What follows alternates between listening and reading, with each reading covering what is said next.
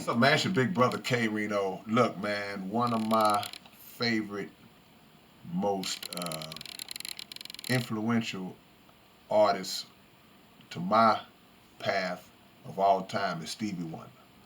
Stevie Wonder is in my trinity, uh, my favorite of all time. I got three. Um, he has been such a big, iconic musical influence on people who don't even do music just through his body of work.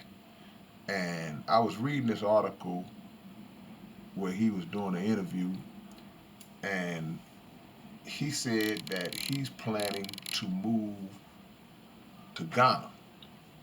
Ghana is a country on the west coast of Africa, and Stevie is saying that he's planning on packing up and taking his family to Ghana because he's tired of all of the racial oppression that goes on here in America. Stevie Wonder being 70 years old, being a child prodigy, being in the spotlight from his early Motown days, from the time that he was a preteen. He grew up in the 60s, 70s, and he has seen this type of treatment being carried out all the way through the civil rights movement. So he's at a point in his life where I'm going to quote his words. He said that when asked was he going to relocate to Ghana permanently, he said, I am, because I don't want to see my children's children have to say, oh, please like me, please respect me, please know that I'm important, please value me. What kind of life is that?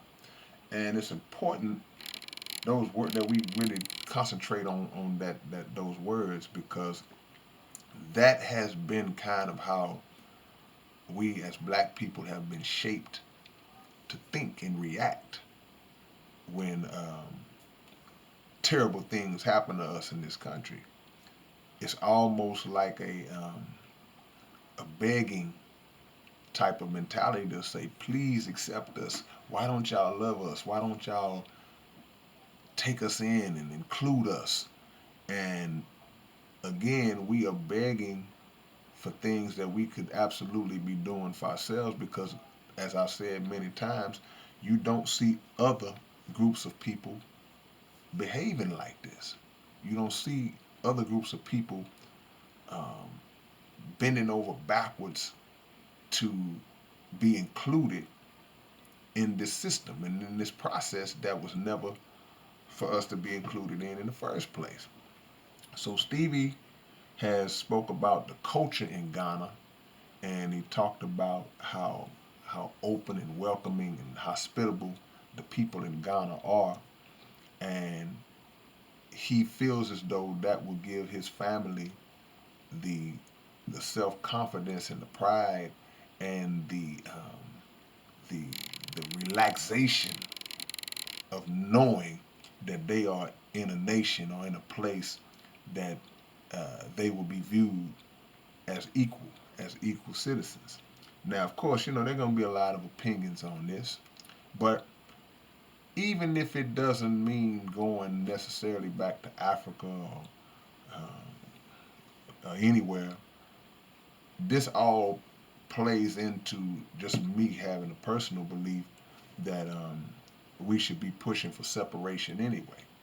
That's just my personal, um, what I subscribe to. Because, as Stevie said, we've been playing this same song for too long, and to no avail.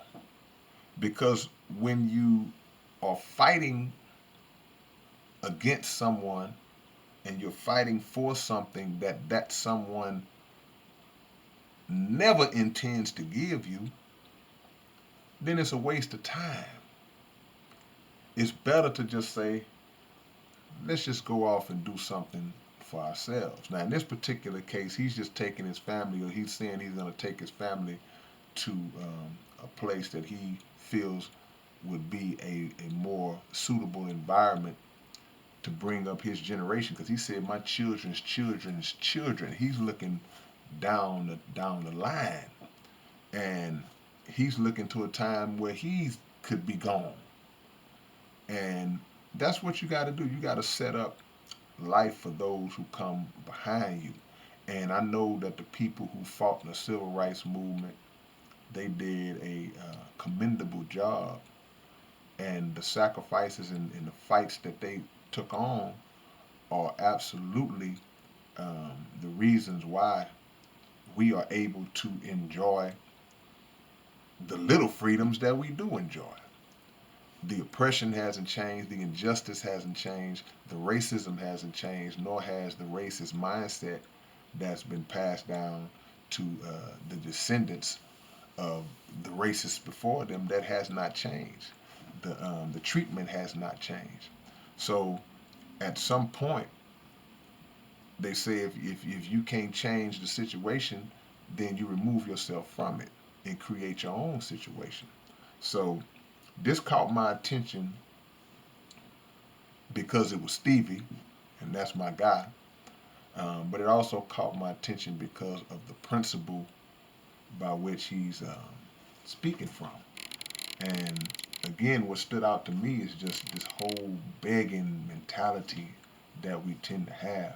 Now, I don't necessarily believe that as a whole, black people um, should or have to just relocate all the way back to Africa. That will be some that do that, but again, we have such a heavy stake in this country for centuries of free labor that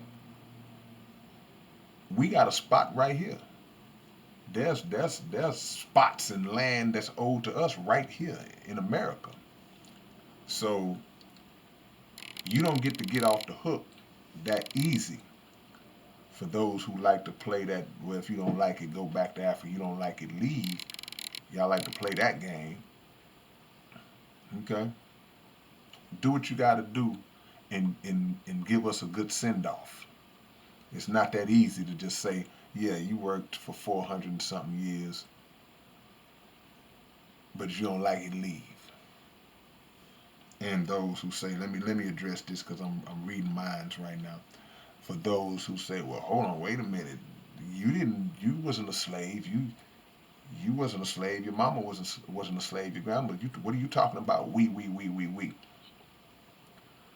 The beneficiaries of free slave labor are the children of the slave master, but also the beneficiaries of the negative effects of slavery are the descendants of the slaves. So make sure you understand that. Go all the way up the timeline to understand where that school of thought comes from before you make an ignorant statement. But shout out to the OG Stevie Wonder, um, the GOAT of all GOATs. And y'all leave y'all comments below and subscribe to the channel. Peace.